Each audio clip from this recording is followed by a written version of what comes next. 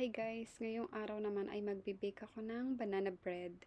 Una, nagpainit ako ng oven ng 325 Fahrenheit or 160 Celsius habang nire-ready ko yung mga kailangan.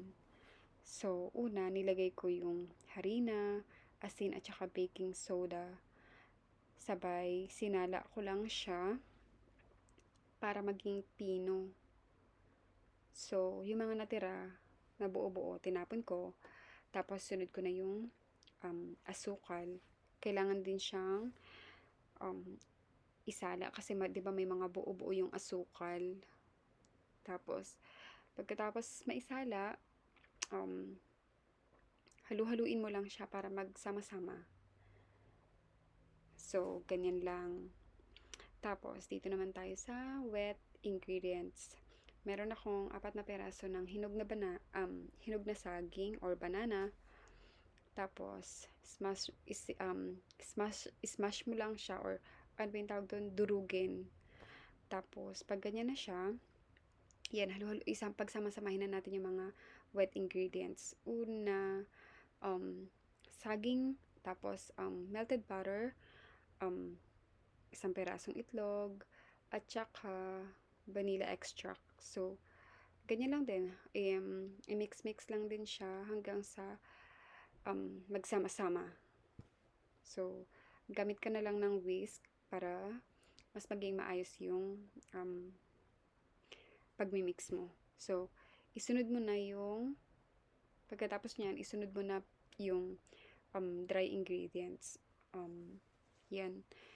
Ganyan. Pwede namang konti-konti lang yung lagay mo ng harina kasi mahirap haluin pag iisang makalat. Nagtatalsik-talsik. So, yan, i-mix-mix lang din. Tapos, haluin ng mabuti kasi ang hirap haluin nga niyan kasi yung medyo malagkit. So, yung ilalim, meron pang mga harina, pagkatapos, yan, sunod na natin yung chocolate chips.